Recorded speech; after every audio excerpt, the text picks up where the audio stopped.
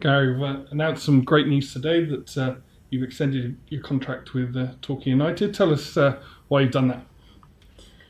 Well, the first thing is it was offered to me, and I've been very much enjoyed my time here. And George Edwards pulled me aside and said, we'd like to extend your contract if you're interested. And to be honest with you, it was a no-brainer for me because I really have enjoyed my time here. I've enjoyed the George's company and Mel's company and Clark's company, along with everybody else at the club, supporters and etc. And I just felt that it was a natural thing to do because I've got no thoughts about going anywhere, doing anything else, because I've enjoyed what's been happening to this football club, and I'm pleased to be a part of it. As you say, you wouldn't have done this unless you'd seen something in the club. The club is on the up, it's growing. What kind of growth have you seen as part of your tenure so far? The grass is growing. I've seen lots of improvements all the time. The training ground looks fantastic at the moment. The ground out there looks fantastic at the moment. We're playing more at the moment, and that looks like that's going to last all season. And it just, when I brought in the new players, they was impressed with our facility. We've got South Devon College that came while I was here. So, the work that people have done to improve the club and tidy it up has been tremendous, really. So, it's credit to Jules, credit to Mel Heyman, and obviously Clark, because there is finance that you don't always actually see that's going in to the football club. And of course, we've got to get an improvement as much as we can off the field, and we've got to get an improvement as much as we can on the field. And I like working with people that see it that way as well. As you talk about George, Mel and of course Clark, and the trust you have in them and they have in you, is an important partnership, isn't it? It's vital. It's more than important, because who motivates the motivator? I'm supposed to be the motivator of the team, etc. And you need people that appreciate what you're doing, and those people need appreciation for what they're doing, and that is so important, because your quality of life at a football club is very, very important. Because if I'm miserable, the players are going to be miserable, and they're going to work that out, and they're not going to be able to give their best if I'm half-hearted. So nothing I've seen at this football club at the minute, and since I joined anyway, up to the present day, has been half-hearted. So, I'm very happy with my lot here, and I'm looking forward to the new season. Let's talk about the players then. What have you made of their return to pre-season training? Well, the threat of the Fat Club was obviously very good and very strong, because they all came back fit as they needed to be, if not more so. So some never took the chance of being fat. They followed their programme, so we are ahead of ourselves, which I'm pleased to say. We're trying to get that mental fitness as well as physical fitness. Obviously the physical fitness comes with the running and the hard work, and obviously it's been very hot, so it's been hard work for the boys, but we give them enough time off to rest and relax. And then the mental side comes, where the fitter they are, the more physical fit they are, the more mentally fit you're going to be, and that's what we're aiming for. And I'm not just saying it, I've been very pleased with our standard of fitness, but also our standard of training has been very, very good. And we've got a good staff here as well. Aaron, Pete, Phil, Russ, and Sean.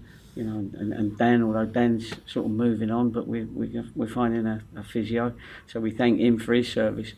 But the staff here work all hours, God sends, and are very good as far as this football club is concerned, of giving their time and energy and expertise. So it's always good to have a good staff, and I've certainly got that. Let's talk about the fixtures that were released today. What are your initial thoughts on our season? Well, you've got to play everybody anyway. I'm past the stage of getting excited or disappointed as to who we play first and who we play last and all that sort of thing. You've got to play all teams, and we don't know at this present time who the teams are that are going to be the ones challenging at the top or the ones struggling at the bottom. You just don't know yet. So the old adage of take each game as it comes, and I look at it in blocks of 10. So I'll know after the first 10 games whereabout we are. Obviously we'll know as the league table's concerned, but if I've got to make any changes or any movement, then I've got to do that. But I'm hoping that this group will be competitive, because the one big thing about all the people I've mentioned is that we all desperately want to get back into the league as quickly as possible. So I suppose this new contract gives us another season, but I think in George's mind, it's more that'll be 2 promotions over the next 2 years. He's very ambitious to get to the highest level we can as quickly as we can.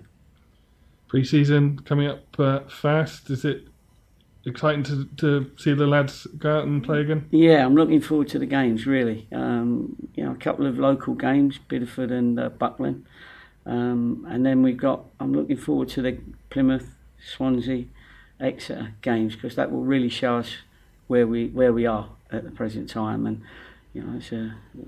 with a bit of luck, then we'll be all in the same league next year. I know Plymouth and Exeter won't want to hear that, but from our point of view, it'd be great to get ourselves in that league quickly and play the real games, second division league games against our local rivals. So, but I'm looking forward to the pre-season games to see where we are, get all the running and the hard work out of the way, and then we start looking at the quality and the team energy, all those sort of things from the players in an 11v11 against the opposition.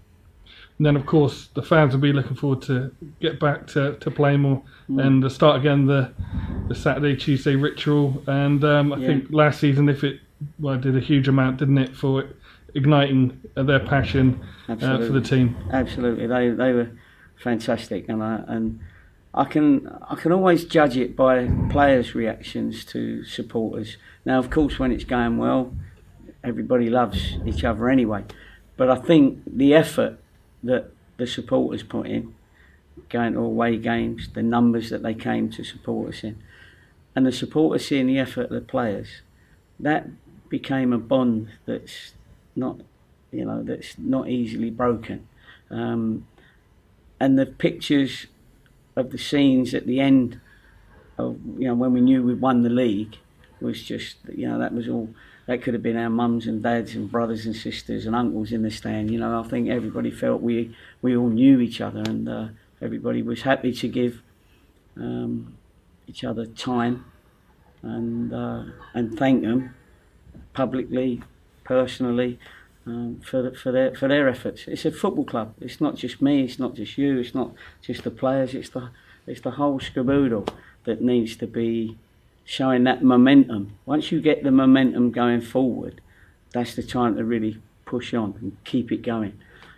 You've seen some clubs where the momentum's going backwards, and as Torquay were, 2 or 3 seasons ago, obviously a couple of relegations, but now we've got the momentum going again. We need to keep that going as best we can, and I think we've got the right people on our bus, as they say, to push us forward. We seem to be announcing nothing but good news since your arrival, so it's great news yet again today, and we're looking forward to the season. Yep, really looking forward to it, and I look forward to seeing everybody at our games, pre-season games, and of course when we start the league campaign, that's the time to really be ready on and off the field to make sure we're competitive in this league and get ourselves into the Football League as soon as we can.